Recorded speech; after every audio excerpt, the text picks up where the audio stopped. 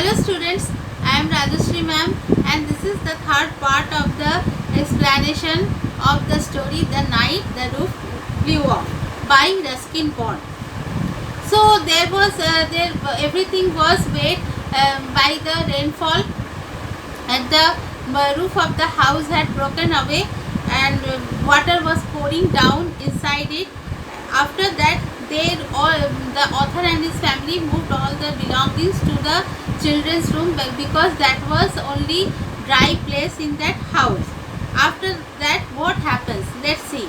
We noticed that the water on the floor was beginning to subside a little. Where is it going? Asked Dolly, for we could see no outlet. The little child Dolly, she is very intelligent, and she asked where the water is going. They saw that the water was subsiding, that means going away. So asked Dolly, where is it going? And Mukesh is also very intelligent, and he told that through the floor, said Mukesh, down to the rooms below.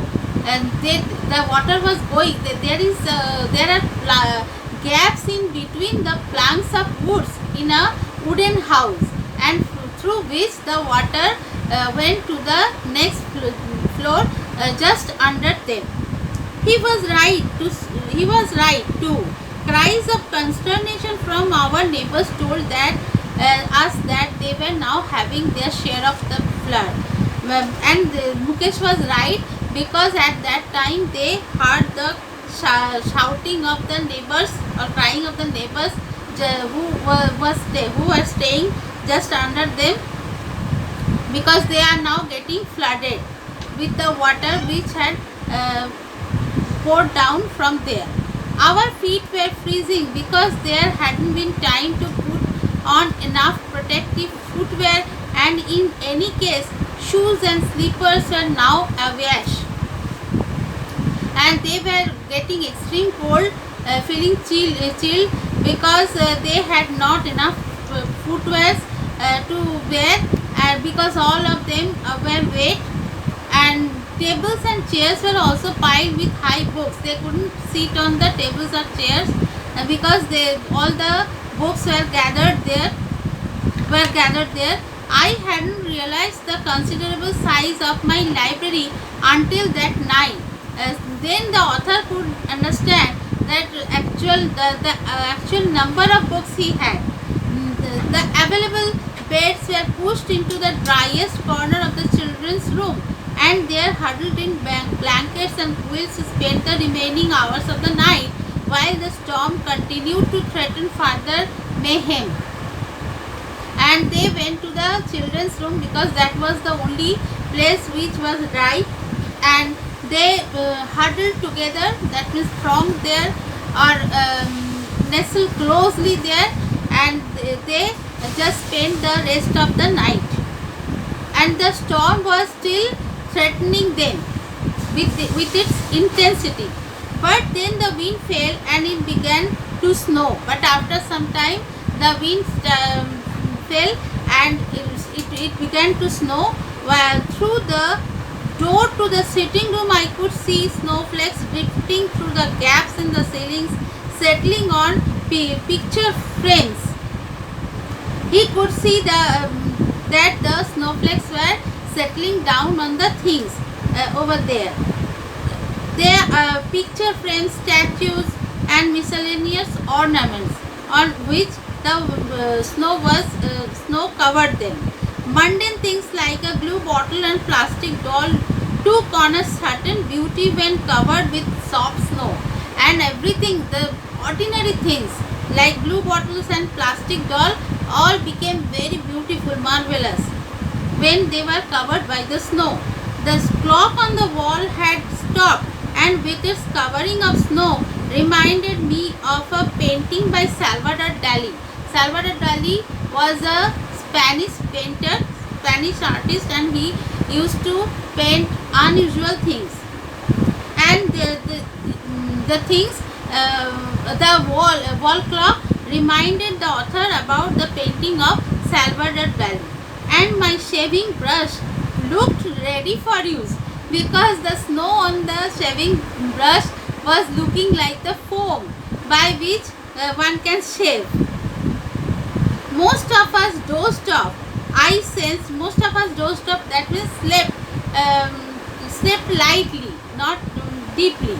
I sensed that the direction of the wind had changed, that it was now blowing from the west. It was making a rushing sound in the trees rather than in what remained of our roof. And the wind was making a rushing sound, and the clouds were scurrying away. That means scurrying away means moving very rapidly. You must have seen that after rainfall, sometimes it happens that there are many pieces of clouds in the sky. It seems that they are running away from there. And when dawn broke, we found the window panes encrusted with snow and icicles. Then the rising, encrusted with, that means covered with snow. And then the rising sun struck to the gaps in the ceilings and turned everything to gold. That means all the things are covered with snow, and the sunshine in the morning, it was a beautiful scene. There was sunshine falling on the snow covered things and turned them into yellow, golden color. Snow crystals glinted like diamonds on the empty bookshelves, and the crystals on the bookshelves were looking like diamond pieces. I crept into my abandoned bedroom to find the philodendron looking like a Christmas tree. The author went to his room and saw that his philodendron is looking like Christmas tree, because it was also covered with snow. Prem went out to find the carpenter and the tinsmith, while the rest of us started putting things in the sun to dry out. They dried all the things by basking them in the sun, and by evening we have got much of the roof on again. That means they mended the roof. And vacant houses are impossible to find in Missouri, so there was no question of moving.